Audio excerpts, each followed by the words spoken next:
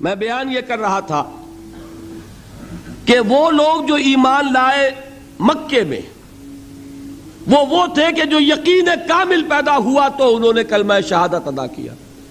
گویا ایمان پہلے اسلام بعد میں، ٹھیک، لیکن مدینے میں آ کر حالت بدل گئی.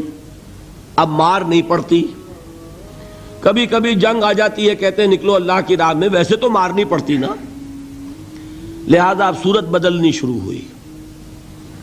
ایسے لوگ بھی تھے مدنی دور میں بھی جو یقین کامل کے بعد ہی ایمان لاتے تھے اور اسلام لاتے تھے، لیکن ایسے لوگ بھی اب شروع ہو گئے کہ بھئی پورے قبیلے نے فیصلہ کر لیا ہے ایمان لانے کا، چلو تم بھی جاؤ. اب پورا قبیلہ لا رہا ایمان تو کٹنا تو نہیں سکتے، چلو بھائی. چل کے حضور کے ہاتھ پر بیعت کی، اسلام لے آئے، لیکن کوئی دھوکہ دینے کا ارادہ بھی نہیں ہے. سمجھے نا، دل میں یہ نہیں ہے کہ اسلام کی کوئی جڑ کاٹنی ہے، اس طرح کوئی سازش ہے، کوئی دھوکہ ہے، کوئی فریب ہے، یہ نہیں. لیکن مثبت طور پر وہ یقین والی بات بھی ابھی پیدا نہیں ہوئی. بات سمجھ رہے ہیں؟ یہ کیفیت کب شدید ہو گئی؟ اذا جاء نصر اللہ والفتح ورأیت الناس يدخلون فی دین اللہ افواجا. جب فتح حاصل ہو گئی، اللہ کی مدد آ گئی اور فوج در فوج لوگ ایمان میں داخل ہو رہے ہیں، اس وقت جو رو چلی ہے، اس رو میں اکثر لوگ کون تھے؟ دھوکہ نہیں تھا، لہذا منافق بھی نہیں، لیکن مثبت طور پر وہ یقین والی بات بھی نہیں. وہ تھے لوگ قالت الاعراب آمنا قل لم تؤمنوا ولکن قولوا اسلمنا. یہ بدو دعویٰ کر رہے ہیں ہم ایمان لے آئے. اے نبی ان سے کہہ دیجئے تم ایمان ہرگز نہیں لائے ہو، یوں کہو ہم اسلام لے آئے ہیں. ولما يدخل الایمان فی قلوبکم، اور ایمان ابھی تمہارے دلوں میں داخل نہیں ہوا، لیکن ہم اپنی شان غفاری اور شان رحیمی کے طفیل تم سے یہ رعایت کر رہے ہیں، اگر اطاعت کرتے رہو گے اللہ اور اس کے رسول کی تو تمہارے اعمال میں کوئی کمی نہیں ہوگی. سمجھ آ گئی بات؟ اب اپنی حالت پر غور کیجئے، ہمارا حال کیا ہے؟ وہاں رو چلی تھی اور یہاں ایک چکر چل رہا ہے.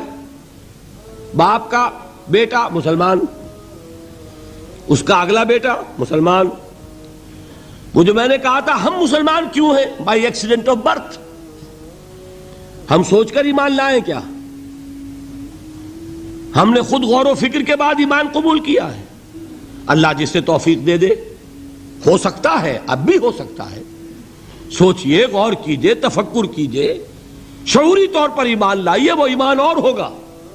اب تک ہم میں سے اکثر کا حال کیا ہے کہ صرف ایک چکر ہے نسلی، نسلاً بعد نسل اسلام آ گیا.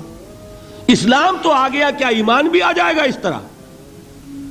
ایمان نہیں آتا اس طرح، اسلام آیا ہے. ہمارا حال کیا ہے؟ اکثر و بیشتر وہ اسی آیت کے مصداق ہے.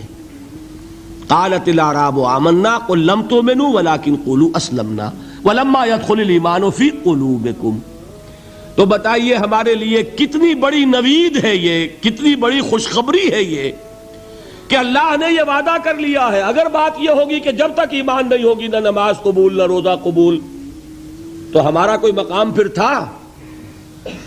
اللہ نے کتنی بڑی اپنی رحمت فرمائی، کتنا فضل فرمایا. اس حالت میں بھی اطاعت کرو گے تو اللہ تمہارے اعمال کا اجر و ثواب عطا کر دے گا. اب چوتھی چیز، نوٹ آف کوشن، یہ اطاعت ہونی چاہیے کلی اطاعت، جزوی نہیں. جزوی اطاعت اطاعت نہیں. اللہ کے 10 احکام ہیں، 5 آپ نے مان لیے، 5 آپ نے ٹھوکر مار دیے. کیا کہیں گے اسے؟ یہ اطاعت ہے؟ سمجھ لیجئے، یہ جزوی اطاعت اطاعت نہیں. اس پر تو اللہ کا غضب بھڑکتا ہے. افتؤمنون ببعض الکتاب وتکفرون ببعض. کیا تم ہماری شریعت، ہماری کتاب، ہمارے قانون، اس کے کچھ حصے کو مانتے اور کچھ کو نہیں مانتے؟ فما جزاء من يفعل ذلك منكم الا خزي في الحياة الدنيا ويوم القيامة يردون الى اشد العذاب.